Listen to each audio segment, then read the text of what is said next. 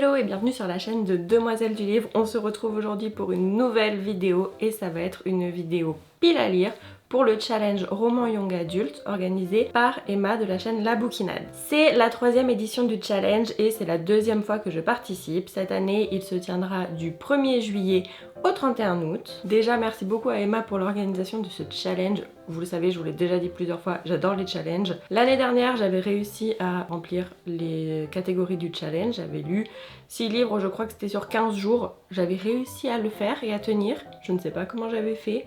Je pense que j'avais beaucoup lu pendant les week-ends. Cette année, il y a encore 6 catégories ainsi qu'une catégorie bonus. Je vais vous les présenter en même temps que je vous présente du coup les livres que je fais rentrer dans ma pile à lire. Je n'ai pas acheté de livres pour le challenge, de toute façon c'est le but en général des challenges. En tout cas c'est parti, en avant pour la première catégorie. La première catégorie c'est Commençant par l'éternité, donc un roman qui parle de la vie éternelle. Et pour cette catégorie, j'ai choisi de prendre La vie invisible d'Adi Larue de V.E. Schwab, publié aux éditions Lumen. J'ai l'édition collector. Je ne sais pas pourquoi le marque-page est déjà avancé. Donc La vie invisible d'Adi Larue, c'est l'histoire d'Adi, ne me remerciez pas, qui, avide de liberté, passe en 1714 un pacte avec le diable. Elle obtient le droit de vivre éternellement, mais en échange de ça, personne ne pourra se rappeler ni de son nom, ni de son visage. Elle se retrouve du coup à traverser les siècles comme un fantôme, effacée aussitôt de la mémoire de ceux qu'elle rencontre, jusqu'au jour où elle va arriver, 3 siècles plus tard, à New York, et que quelqu'un va la reconnaître. Pour quelle raison? C'est ce qu'on va découvrir. Et qu'est-ce que ça va changer pour elle surtout? C'est ce qu'on va découvrir. Ça fait 2 fois que je le dis, c'est pas grave, vous m'en voulez pas. L'impression que j'ai sur ce livre, c'est que soit les gens ont adoré, soit les gens ont détesté. Du coup, j'espère que je ferai partie de la première catégorie parce que vraiment, c'est un pavé. Et ce serait dommage de le détester et de souffrir à sa lecture. On va ensuite passer à la 2e catégorie. Tu as le droit d'avoir le cœur brisé pour apprendre à le reconstruire.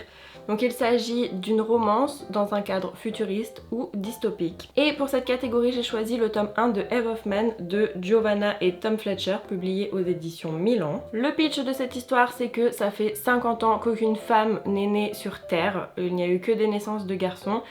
Et ça met un petit peu en péril la survie de l'humanité, si vous voyez ce que je veux dire. Un jour, une unique fille, Eve, va naître. Et elle va se retrouver du coup avec une destinée un petit peu toute tracée et un petit peu lourde à porter. La survie de l'humanité, tout simplement. Elle est du coup élevée à l'écart de la civilisation et surtout des hommes, jusqu'à ce qu'elle soit en âge de procréer. Et là, 3 hommes ont été sélectionnés pour elle. Il va falloir qu'elle embrasse son destin. Le truc, c'est qu'elle a quand même l'avenir de l'humanité entre ses mains, mais elle se met à tout remettre en cause. Pourquoi est-ce qu'elle remet tout en cause? Parce qu'elle rencontre Bram. Et Bram, il va tout faire basculer. Je pense que... En fait, je sais pas trop ce que ça va donner, mais bon... On imagine que Bram il est sympathique et qu'elle l'aime bien quoi. J'avoue que j'ai assez hâte de découvrir cet univers puis ce livre vraiment qui traîne dans ma pile à lire depuis quand même un petit moment, donc c'est l'occasion de le sortir et je trouve que ça a l'air de bien coller avec le thème, parce que j'imagine que voilà, Bram et Eve...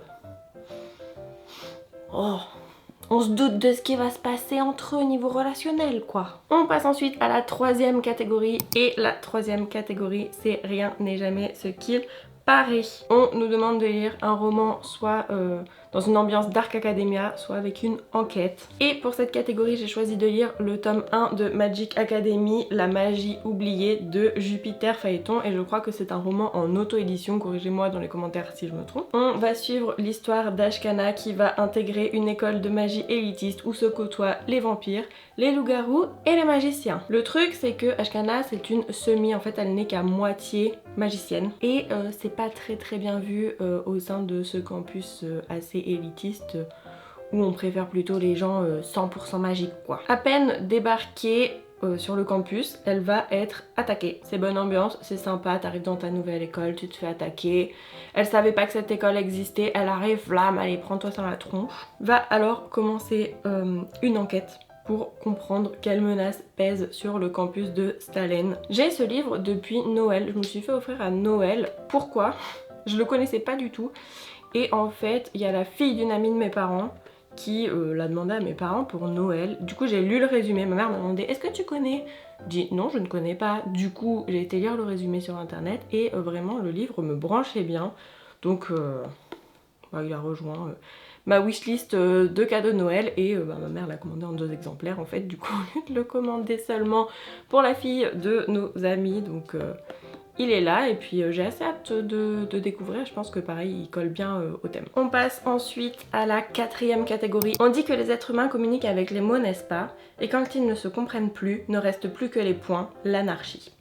On cherche donc un roman qui parle de rébellion et d'anarchie. Pour cette catégorie, j'ai choisi le tome 2 de Vampiria, donc La Cour des Miracles, le premier cycle de Vampiria, de Victor Dixon, publié chez Robert Laffont. C'est un tome 2, donc je vais pas vous résumer le tome 2, je vais plutôt vous faire un résumé du tome 1 si vous ne connaissez pas Vampiria. En gros, dans Vampiria, on a le roi Soleil qui s'est transmuté et qui est devenu un vampire, le roi des ténèbres. Ça fait 3 siècles que ça dure et depuis il règne en tyran absolu sur la France et ses royaumes vassaux. Le peuple est maintenu dans la peur et surtout il est saigné très régulièrement afin de nourrir toute la cour de nobles vampiriques. On va suivre l'histoire de Jeanne qui va être arrachée à sa famille et lors du moment où elle est arrachée à sa famille, elle découvre qu'en fait sa famille faisait partie de la rébellion pour essayer de renverser le règne tyrannique des vampires.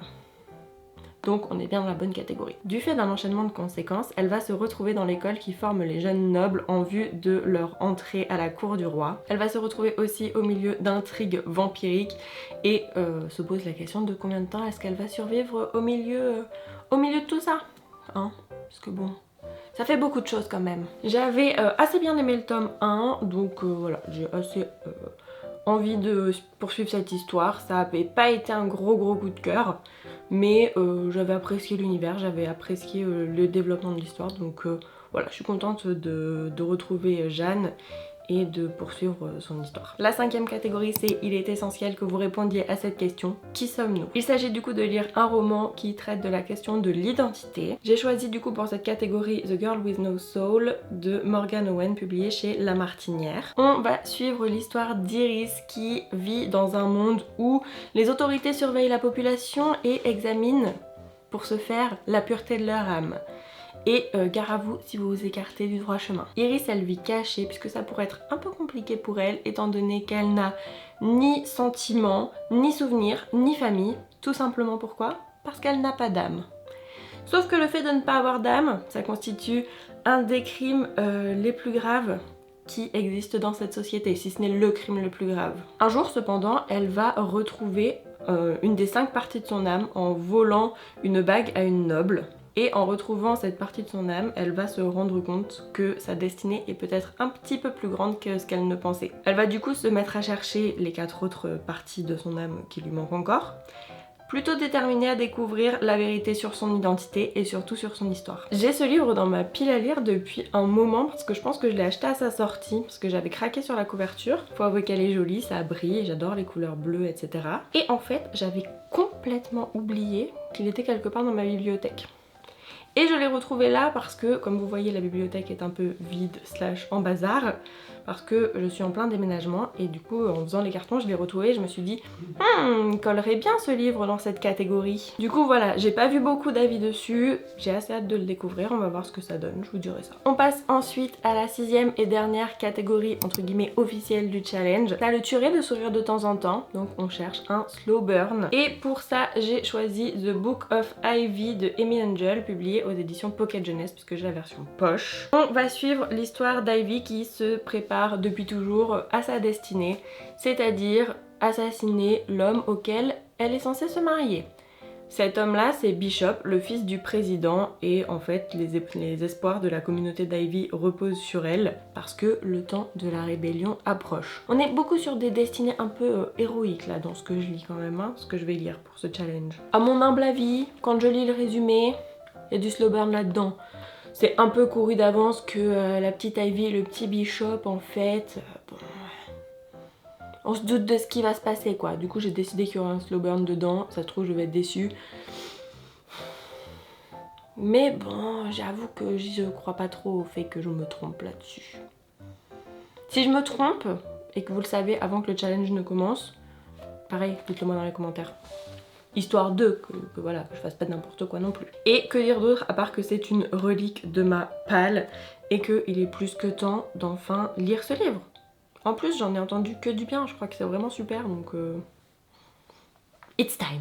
Et enfin on passe à la catégorie bonus, donc la catégorie Whistledown, un roman qui parle de royauté. Et pour ça j'ai choisi Violets Made of Thorns de Gina Chen, publié chez Robert Laffont. Violette ou Violette, je pense qu'on va dire Violette, c'est une prophétesse et surtout c'est une menteuse. Ça fait des années qu'elle influence la cour avec ses prophéties qui ont le mérite d'être plutôt très bien tournées, à défaut d'être toujours vraies. Le prince Cyrus, aussitôt qu'il sera couronné, a bien l'intention de se débarrasser d'elle. Ça, elle le sait très bien. Le petit souci, c'est que Cyrus, il est maudit et le royaume court un petit peu à sa perte. Et ça, Violette, elle le sait aussi. Et elle va faire tout ce qu'elle peut pour essayer de sauver le monde de sa destruction. Et puis elle va essayer de faire ça bien sûr tout en luttant contre l'attraction grandissante qui s'exerce entre le prince et elle. Parce que bon, s'il n'y a pas une petite histoire d'amour là-dedans, ce sera un peu moins rigolo quoi. J'ai vu beaucoup de bons avis sur ce roman, donc voilà, j'avoue que j'ai assez hâte de le lire. Voilà, du coup je vous ai présenté tous les livres de ma pile à lire. Merci encore Emma pour l'organisation de ce challenge. Je suis sûre que ça va être encore une super réussite et j'ai trop hâte de commencer du coup le 1er juillet. Emma cette année, elle a mis en place aussi des petits bonus. Alors comme l'année dernière, elle a créé une playlist dans laquelle elle va répertorier les vidéos qui parlent du challenge. Donc si vous voulez aller voir d'autres vidéos sur le challenge, n'hésitez pas à aller checker la playlist sur sa chaîne.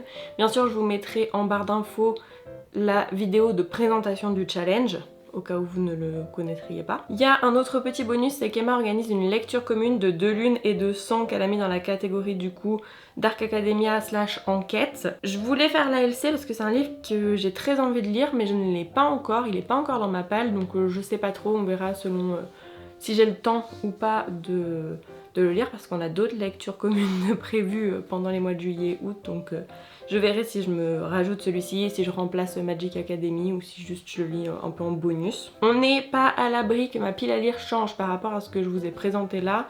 Bien sûr je lirai des livres pour toutes les catégories. Mais on n'est pas à l'abri que finalement je pète un plomb et que je veuille lire autre chose. Et ne m'en voulez pas quand on fera le bilan, ok? N'hésitez pas non plus à rejoindre le Discord d'Emma, je vais vous mettre le lien dans la description. Sur le Discord, on papote de livres, on papote de choses de la vie aussi. On organise des lectures communes et surtout, il y a toutes les infos du challenge, un salon pile à lire, un salon, enfin il y a le salon avec les templates et tout ça qu'Emma va créer. Donc rejoignez-nous, c'est une super petite communauté où voilà. Tout se passe bien, donc rejoignez-nous, ça peut être cool. N'hésitez pas à me dire en commentaire si vous participez à ce challenge et ce que vous avez mis dans vos piles à lire, et aussi si vous pensez que les livres que j'ai mis correspondent aux catégories. Normalement pour moi ça rentre, hein. Puis si ça rentre pas c'est comme ça, tant pis. Merci d'avoir regardé cette vidéo, moi je vous fais des bisous et je vous dis à bientôt. Ciao!